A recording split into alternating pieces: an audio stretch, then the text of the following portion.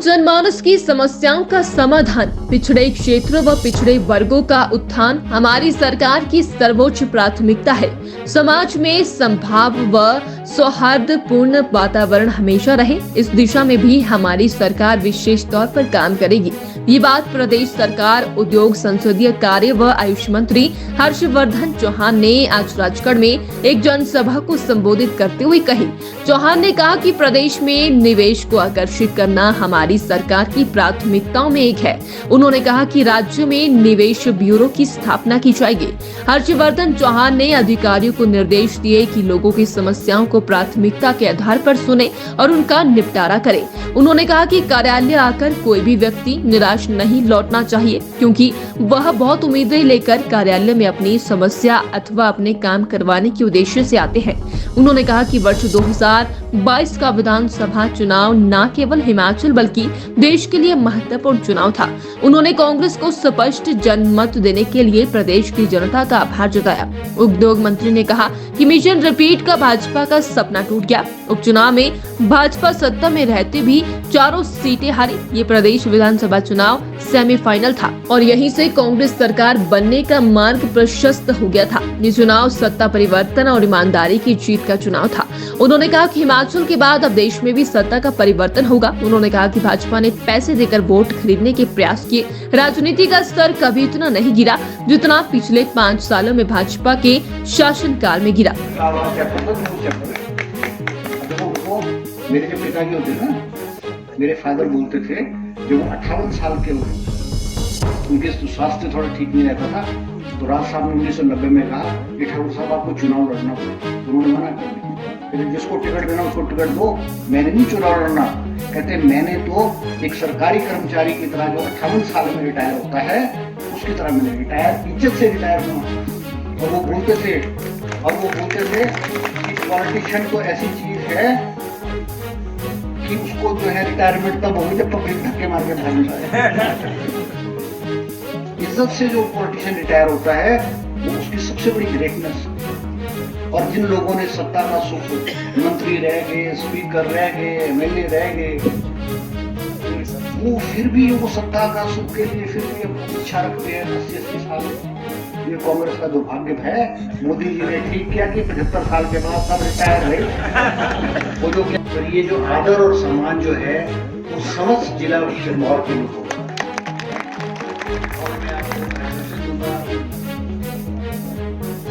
कि आपका हमारा कांग्रेस की प्रत्याशी यहाँ से नहीं जीती है, आप मुझे अपना विधायक, अपना प्रतिनिधि, अपना भांजा, अपना बेटा वो समझ करके जो है आप मेरे पास जो आप आए, मेरे लायक जो भी काम होगा, मेरे जो है ऑफिस के दरवाजे हैं, मेरे घर के जो दरवाजे हैं, वो हमेशा जो है आपके लिए खुले रहेंगे। आप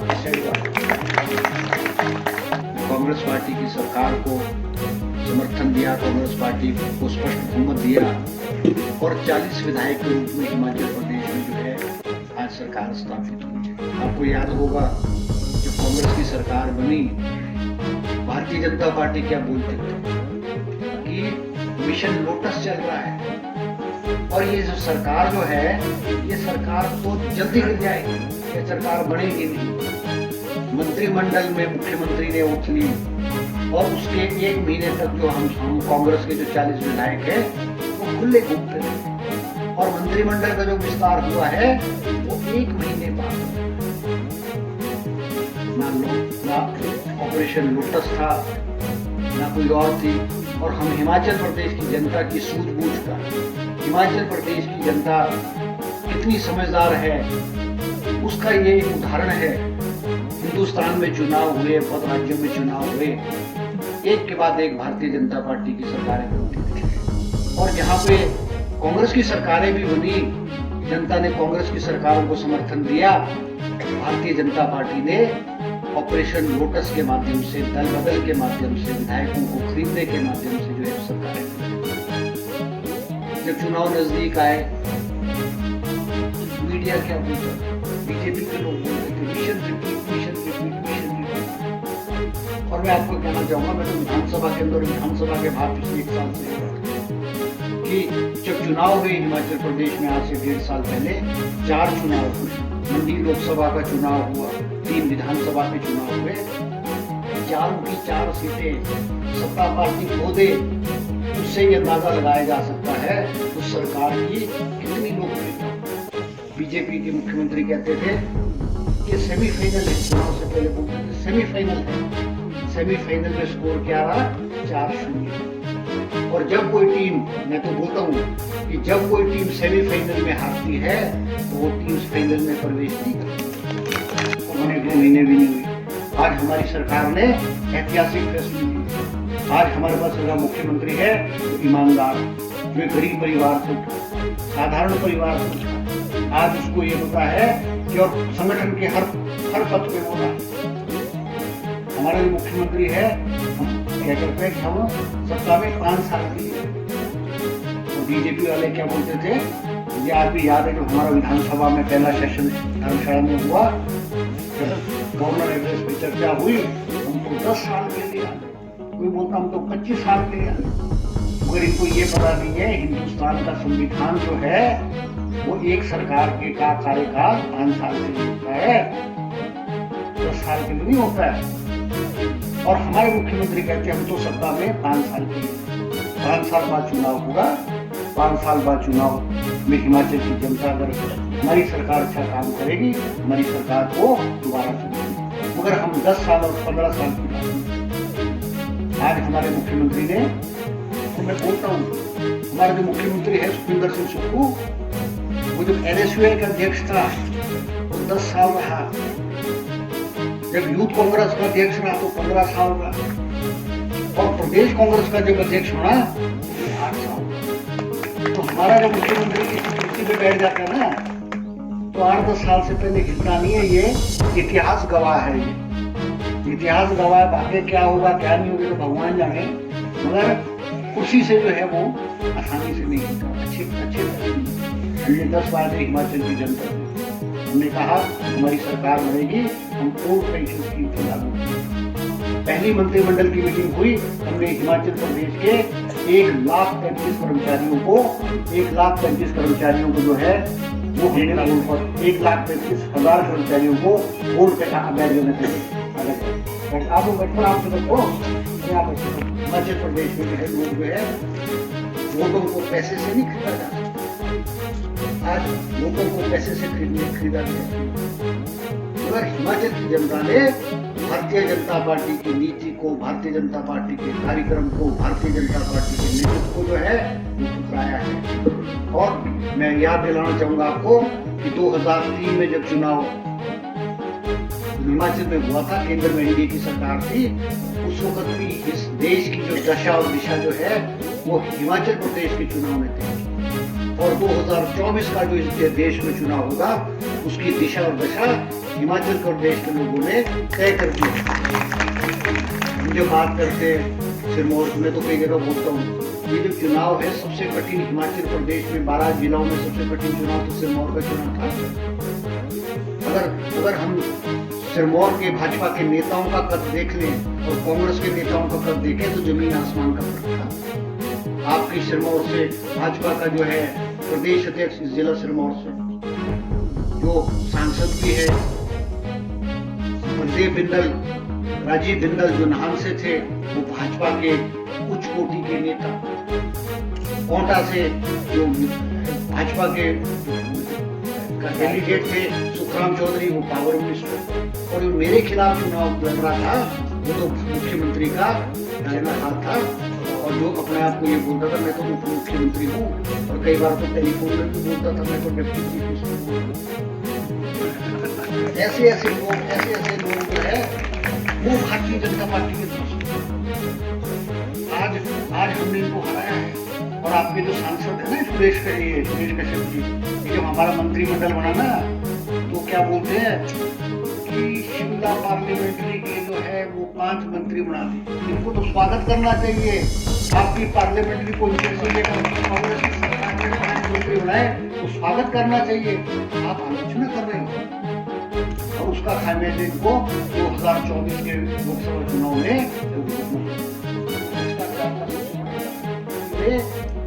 उसका पर्दाफाश भी किया, एक्शन भी लिया, और सबॉर्डिनेट सर्विस बोर्ड को सस्पेंड कर दिया। हमारे मुख्यमंत्री, पूर्व मुख्यमंत्री जयराम जी कहते हैं गलत फैसला किया, सस्पेंड करके गलत फैसला किया, इनको इंक्वायरी करनी चाहिए थी। हम पूछते हैं जयराम जी से, जब हिमाचल प्रदेश में पुलिस के पेपर बिके, आज से 6-8 महीने पहले पुलिस के पेपर बिके, तो जयराम जी ने भी इंक्वायरी कराई SIT से और कहा हम CBI को केस रेफर कर रहे हैं। मगर जब तक भाजपा की सरकार हिमाचल प्रदेश में रही, CBI नहीं आई। CBI कब आई? जब चुनाव 30 नवंबर को चुनाव के बाद जो है हिमाचल प्रदेश में CBI जो है वो पुलिस पेपर लीक की इंक्वायरी करती है। कैसी सरकार? अब आजकल क्या है कि जी कांग्रेस ने संस्थाएं बंद कर दी। अरे अगर तुमने काम करना होता तो 4.5 साल काम करते। आप आखिरी 6 महीने में जब आपकी जो है अर्थी की तैयारी हो रही है, उस वक्त आप जो है संस्थाएं धड़ाधड़ खोल रहे हैं, बगैर बजट के, बगैर पैरामीटर के, बगैर स्टाफ के, आज हमने बंद कर दी। और आप हैरान होंगे, अगर ये संस्थाएं खुली जाती, चलती, तो हिमाचल प्रदेश पे 5,000 करोड़ रुपए का सालाना जो है वो आर्थिक बोझ पड़ता। आज हिमाचल प्रदेश 75,000 करोड़ रुपए की कर्ज में। जिस दिन हमारी OPS की मीटिंग, पहली कैबिनेट मीटिंग थी, फाइनेंस डिपार्टमेंट ने जब हमको प्रेजेंटेशन कैबिनेट में दी कि हिमाचल प्रदेश की वित्तीय हालत क्या है, आप हैरान होंगे, हिमाचल प्रदेश पे 75,000 करोड़ रुपए का कर्ज और कर्मचारियों की देनदारी 5,500 करोड़ की प्रेजेंट जो गवर्नमेंट एम्प्लॉइज है उनकी 6 पे कमीशन की एरियर्स 4,500 करोड़ रुपए। यहाँ तक देखिए, आप में तो बहुत सारे पुराने लोग हैं, 50, 60, 70 साल के होंगे, मगर पिछले कार्यकाल में HRTC की बसों को दी। आज बीजेपी पार्टी ने HRTC के 14 करोड़ रुपए HRTC का जो किराया है जिन्होंने बस इस्तेमाल की वो देने को है। आज सरकारी कर्मचारियों की ड्यूटी, BDO की ड्यूटी, सेक्रेटरी की ड्यूटी, GRS की ड्यूटी, पटवारी की ड्यूटी, लेकिन जो लाभार्थी हैं, लाभार्थियों को मोदी जी की रैली में, अमित शाह की रैली में, भाजपा के नेताओं की रैली में जो है वो बसों में भर भर के लाया जाए। अगर हिमाचल के इतिहास में कभी आज राजनीति में अगर गिरावट आई है तो पूर्व की जयराम सरकार के समय जिनकी कार्य प्रणाली रही, आज मैं अपने चुनाव क्षेत्र में बोलता हूँ, मैं तो बाल बचा हूँ। मेरे चुनाव में जितना पैसे का दुरुपयोग किया गया, 15 करोड़ रुपए, 15-18 करोड़ रुपए आए। मेरे चुनाव क्षेत्र में 50 हजार रुपए का एक वोट खरीदा गया। आज हिमाचल प्रदेश में या हमारे जिला सिरमौर में कभी ऐसा राजनीतिक वातावरण नहीं था। आज राजनीतिक वातावरण को दूषित करते हैं। आज हमको इस व्यवस्था को ठीक करना है। आज हमारे मुख्यमंत्री जो बोलते हैं कि हमने जो है हम सत्ता परिवर्तन के लिए, हम सत्ता का सुख भोगने नहीं आए हैं, हम जो है व्यवस्था परिवर्तन। आज हम जो सिस्टम हिमाचल प्रदेश में चल रहा है हम उसको ठीक करें। आज सरकारों का क्या काम है? मुख्यमंत्री आता है कि जी स्कूल खोल दो जी, पटवारखाना खोल दो जी, तहसील खोल दो जी, दफ्तर खोल दो जी, दफ्तर खोल दो और कर्मचारी हो या ना हो आज मजाक करके आप हैरान हो गए। हिमाचल प्रदेश में इलेक्ट्रिसिटी बोर्ड में, बिजली बोर्ड में पिछले 40 सालों में केवल 6 दफ्तर खोले गए थे और पिछले 6 महीनों में जब भारतीय जनता पार्टी की सरकार थी 34 दफ्तर खोले गए। 34। और सत्ता की भूख, सत्ता की लालच कितनी हो सकती है सरकार में कि हिमाचल सरकार का बेड़ा गर्क हो जाए और हमको सत्ता दे, उसी हमको सत्ता जो है हमको। मगर हिमाचल प्रदेश की जनता ने जो है सबसे डिसिप्लिन ब्लॉक और सबसे मजबूत जिला सिरमौर में मैं कह सकता हूँ कि शिलाई, रेणुका और पच्छाद 3 चुनाव क्षेत्र ऐसे हैं जहाँ कांग्रेस का आज भी नहीं और निस्वार्थ भावना से आज भी इन तीनों चुनाव क्षेत्र में आज भी कांग्रेस के कमजोर हुए हम सब। बात ठीक ऐसा नहीं है, जो पहले स्थिति होती थी 15 स्थिति आज नहीं है। आज भारतीय जनता पार्टी ने अपने आप को इन क्षेत्रों में मजबूत किया, मगर फिर भी आज हम भारतीय जनता पार्टी से मजबूत हैं। आपके छात्र में जो हुआ वो दुर्भाग्य, ऐसा नहीं होगा। अभी जिक्र कर रहे थे मेरे की मैं हर्षवर्धन चौहान 6 बार एमएलए बनने के बाद जो है वो मंत्री बना है। अरे आपका एमएलए तो पहली बार जब एमएलए बना तो मंत्री बन गया, और दूसरी बार बना तो भी मंत्री बन गया, तीसरी बार बना तो भी मंत्री बन गया। अरे हमसे पूछो जो 30 साल बाद मंत्री का जो है मंत्री बने, हमने भी तो सब्र किया है, हमने भी तो सब्र किया है। मैं और डॉक्टर प्रेम होते थे, हम पर की नौर गए चुनाव में, डॉक्टर प्रेम जी भी परेशान थे, मंत्री भी सीनियर मुसाफिर साहब के बराबर थे। तो डॉक्टर साहब ने पी नहीं पी के जब बैठ लेते भूल गया हर्ष, कहते मेरे को तो ये मुसाफिर साहब रिटायर करेगा ही करेगा, पर तेरे को रिटायर करना है।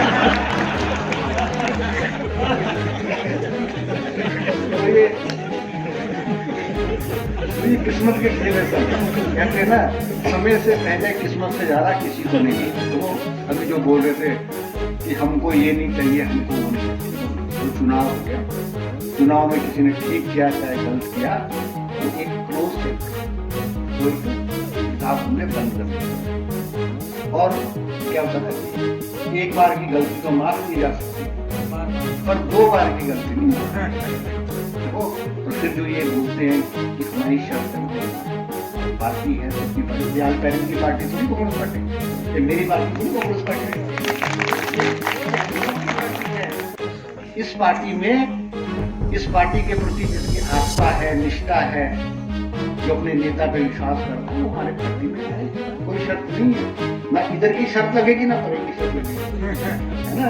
और विधानसभा का चुनाव तो 2027 में होना है। अब 2027 में क्या होगा क्या नहीं होगा, बहुत लंबा पीरियड है।